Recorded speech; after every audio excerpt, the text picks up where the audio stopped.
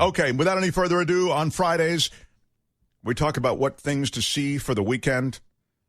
Music, movies. We do it with a guy who writes for the Marina Times. He does he's called the Culture Blaster. He does the Coastal Commuter.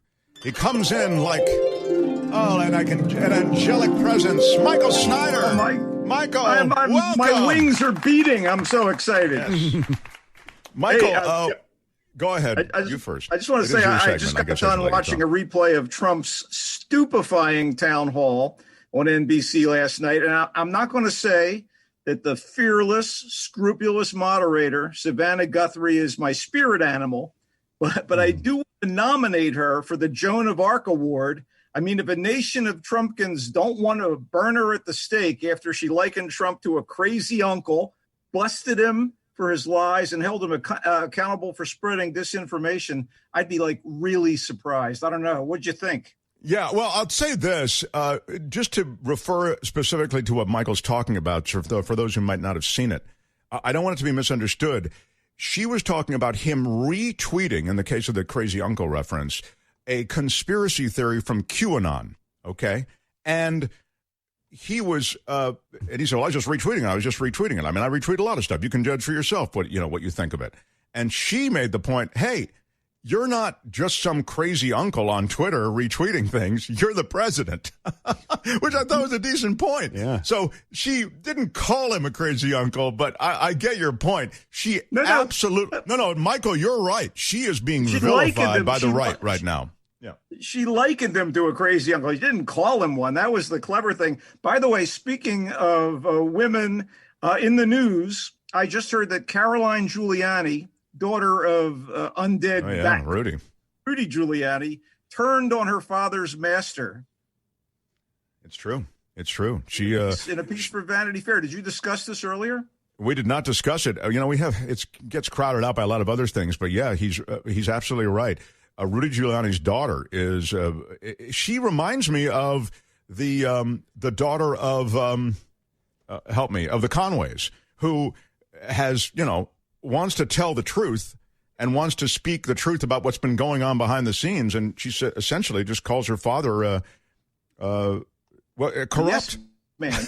Right. Yeah, right. Hey, I mean, she wrote it was in a piece for Vanity Fair, and she actually said, "Vote Biden-Harris and end Trump's reign of terror." All Transylvania must be a Twitter, so to speak. Oh, I get it, because he's kind of bat-like. Two nice qualities, cheaper and better. Okay, well, yeah. I don't know what that means. We can get to some movies. How about something that has a political bent to it for our first movie of the day? Well, the first thing, okay. And I say Trump 2020. Okay, well, I already hit everybody with My Octopus Teacher that I loved on Netflix. I mentioned it. It's profound, and you must see it. But now, Michael, you tell us with something with a political bent. Go. Well, available on Netflix as well, starting today, The Trial of the Chicago 7. It makes good sense that the crusading liberal creator of TV's, let's call it a hope-fueled political drama, The West Wing, Mr. Aaron Sorkin, decided to write and direct The Trial of the Chicago 7. It's an engrossing, sometimes amusing, and ultimately sad dramatization of the famous 1969 trial, wherein Nixon's federal government charged 7 left-wing activists, including Tom Hayden, Rennie David, Abby Hoffman, and Jerry Rubin, of conspiracy to incite a riot during the protests at the 1968 Democratic National Convention in Chicago. And for good measure, the feds threw Black Panther leader Bobby Seale into the trial as an 8th co-conspirator. So the lawyer for the defense, William Kunstler, tries to point out that a number of the indicted were just doing their own thing. Some, peaceful protest, others, specifically Hoffman and Rubin, creating absurdist public theater. And Seale just gave a short speech and then bugged out. And these people were attacked by overzealous cops and National Guardsmen. And of course, the elderly, reactionary, super conservative judge, Julius Hoffman, no relation to Abby, has none of it. And this just spurs Abby Hoffman and Rubin into more anti-authoritarian behavior in the courtroom. The wealth of left versus right, liberals versus conservatives, freedom versus repression, all these dynamics implicit in the story are more than relevant on the eve of what appears to be the most consequential election in memory. I mean, there is a bit of the patented Sorkin smugness, and since it's about a trial, a lot of his patented like talky dialogue, but that shouldn't stop anyone from checking out this very well-made look at a watershed moment in American history and a roughly 6-month political trial that was a travesty in most senses of the word. I know some of the hijinks perpetrated by Hoffman and Rubin were left out here, but watching the defendants and their lawyers being held in what was well-deserved contempt of court is totally amusing. And it works in part thanks to a fine cast. So kudos to Eddie Redmayne, who plays the fiercely intellectual and nonviolent Hayden. Joseph Gordon. He's an Academy Award winner, right? Didn't he win for the, Okay. Yeah, he's just a terrific British actor, and he plays this American Tom Hayden, the guy who actually eventually runs for office, wins office in California, marries Jane Fonda. Anyway, this is back before then. Joseph Gordon-Levitt is a straight-laced prosecutor on the case for Nixon's Justice Department. Mark Rylance is the crusading defense attorney, William Kunstler, and that old pro, Frank Langella, is Judge Hoffman. You'll be hissing your screen every time Hoffman throws a hissy fit. And a special note to Sacha Baron Cohen as hippie trickster Abby Hoffman, who steals the show. I mean, the trial of the Chicago 7 runs about 2 hours, but it's enlightening if you don't already know the details of the case and the event. And it's fascinating and occasionally fun, whether you know what happened in 68 and 69 or not. And it's on Netflix, baby. I thought I knew it, but even in this conversation that you're having right now, just sort of recounting the broad strokes of it, you mentioned some things I didn't know, so I'm going to check it out. It's called The Trial of the Chicago 7. Okay, what else?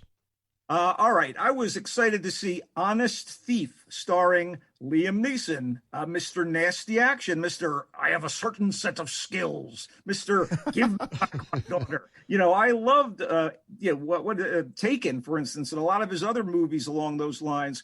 So it's starring everyone's favorite aging action hero. And by the way, not so favorite casual racist. He's right up there with Mel Gibson these days. And it was co-written and directed by Mark Williams, who created the crime drama Ozark. So I'm rubbing my hands with glee. Wow. Okay. And yet, Honest Thief disappointed me. It was the pedestrian tale of a very successful bank robber, played by Neeson, who falls for the woman who runs the storage company where he hides his loot.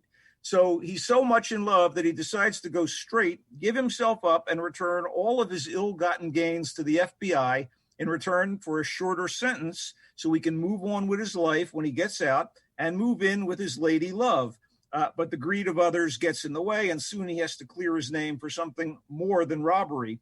The blandly likable Kate Walsh is the girlfriend. I can't imagine giving up all that money for her, but that's me. Everyone has a different perspective on romance. The usually sturdy Robert Patrick and Jay Courtney are two of the FBI agents on the robber's tail.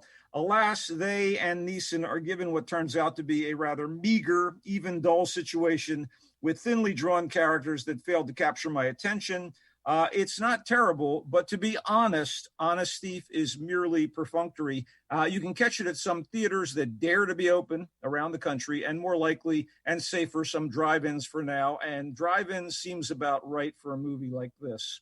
Wow. Oh, it had a lot going for it. A lot of the building blocks are there, but you don't like it in the end. I mean, you don't really like it. No. What's next? I've got barely any time. Go for it. I was pretty fired up to see the Italian drama Martin Eden, which is about a working class man who, inspired by his love of a beautiful young woman from a wealthy family, decides to raise his station in life and, despite his limited education, teach himself to become a successful writer. Co-written and directed by Pietro Marcello, actually an adaptation of a story by American author Jack London, best known for The Call of the Wild. And as such, our hero is a roughneck trying to find himself in various socio-political circumstances.